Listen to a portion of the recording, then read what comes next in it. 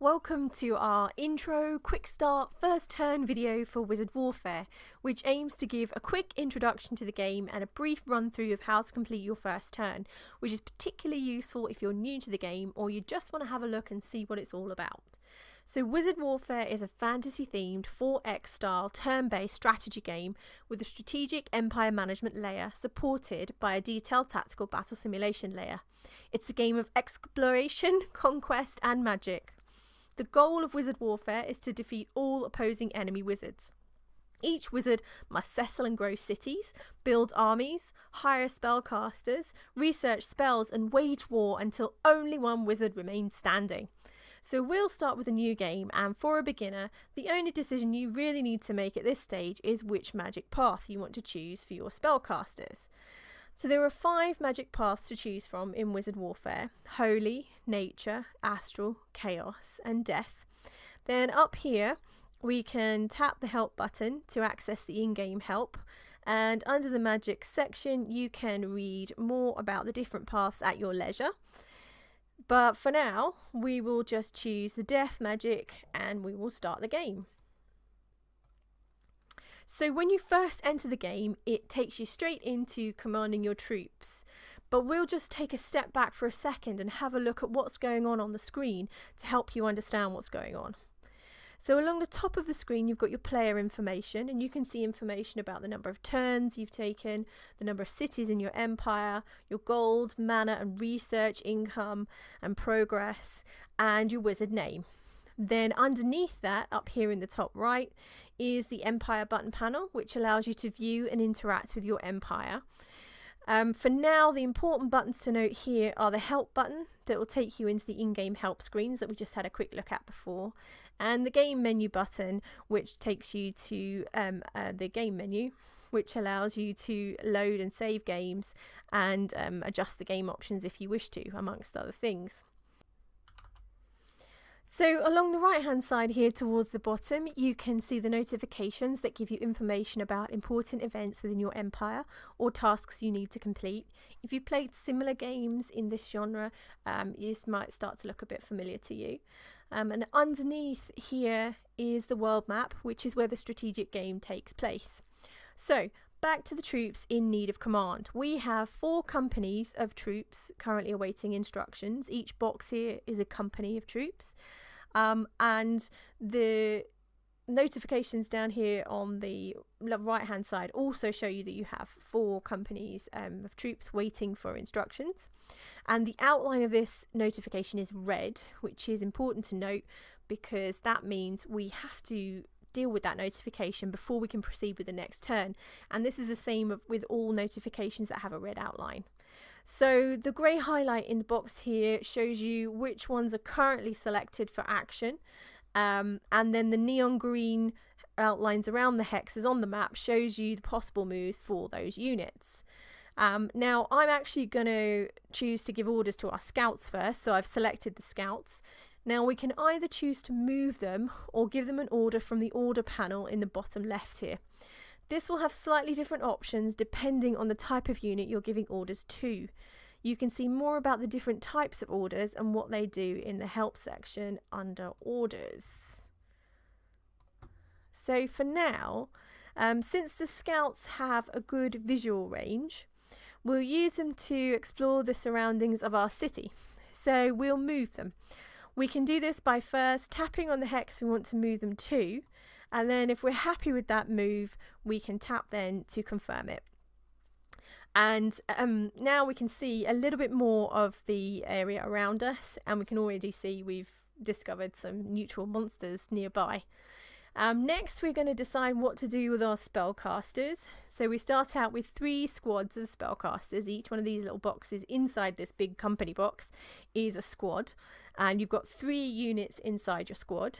We've got 2 tier 1 casters. These are the basic level casters, the grave diggers, and then we've got 1 squad of a tier 2 caster, which is our reanimator.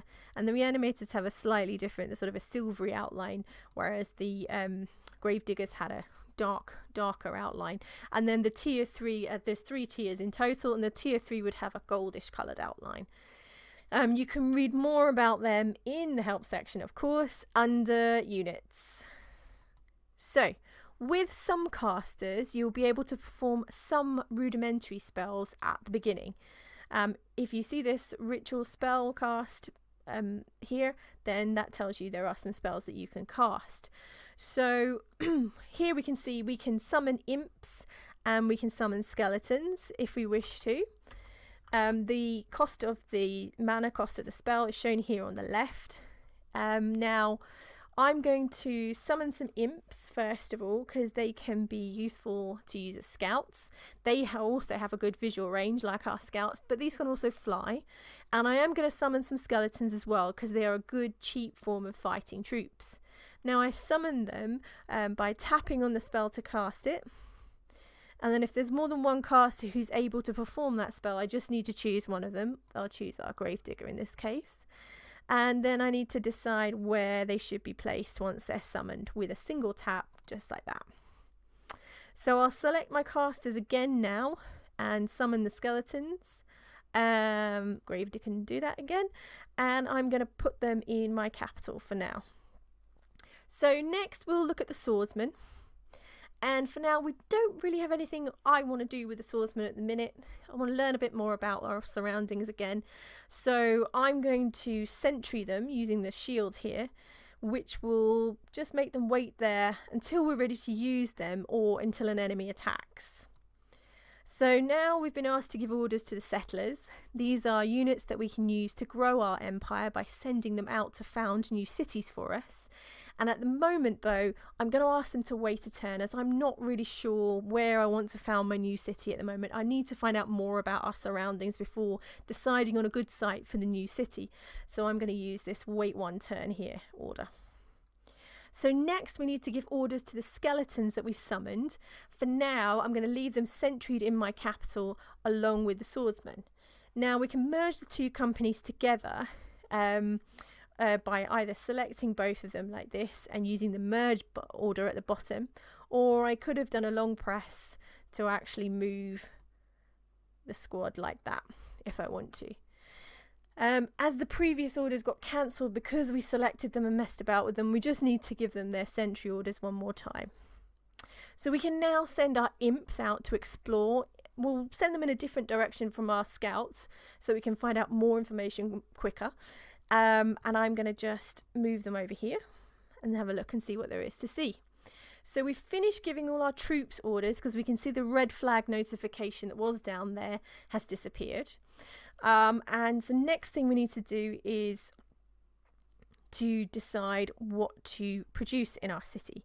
So if we click on this one, it tells us our capital can build something, but the build queue is currently empty.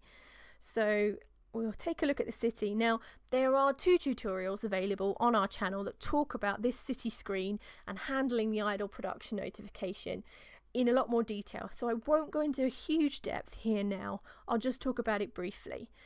So in the top right, you've got a list of the buildings that are currently in your city already. Bottom right, you've got a list of the buildings and the units you can create or build in your city. The details of the city militia are sitting on top there. These are the troops that can help you fight in your city as well. On the top left, you've got information about your city, the current city income in terms of food, production, gold, mana, research, number of turns you have until your city grows, and the focus of your city output. At the moment, we have a balanced focus here. So bottom center, we have shortcuts to your city garrison, city details, and help on the city screen. Again, take a look at tutorials 3 and 4 for more in-depth information. Now for now, I'm just going to decide to produce a worker squad so that I can improve some of the land in my city and increase the output of it. So we now see that the build queue has appeared, showing you what you are now producing, and our worker is going to be produced in 6 turns time with our current rate of production. So exiting the city, we see that the notification with the anvil telling us we needed to produce something in our city has disappeared. We've got 1 red notification remaining, as well as a yellow one and a green one. The yellow one is just a warning, and the green one is positive information about an event that's happened. Only the red ones need to be handled before the next turn, but it's normally beneficial to take notice of the yellow ones and take action on them. You can see more about notifications in the help section under notifications. So we'll quickly take a look at the yellow and green ones before handling the final red one. So the yellow one here tells us that we have a mage that could be doing something useful. And this is the third of our 3 squads of casters that we had that we didn't ask to summon anything. So we could use it to summon more magical units, but we've only got 20 mana left, and we might want to save some mana at this point and actually use the mage to do some research on some new spells. So we will do that by selecting the research button down here in the orders.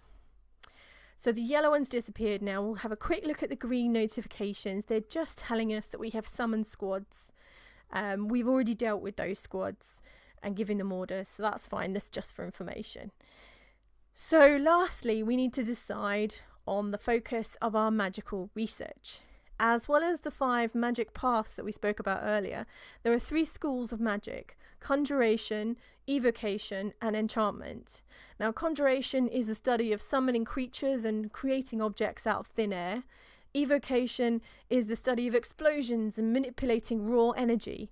And enchantment is the study of imbuing existing items with magical power. You can use the selectors across the top to take a look at the types of spells that would be available to you if you studied that school, just like I've been doing just now.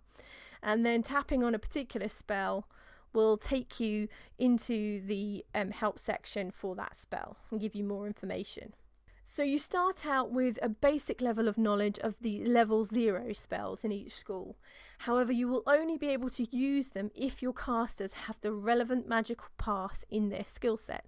So our casters that we had, if we take a look here, our casters who are in our city, you can see these guys have some chaos and a couple of death. And these guys have chaos and death. And this guy has death and death. So potentially we could cast the death and the chaos spells that are in level 0 at the minute, which is why we've been able to summon imps and summon skeletons, but of course we didn't have the option to summon wolves because we don't have the nature magical path. So the icon here shows you which magic path is required for it and how much skill in that path you require.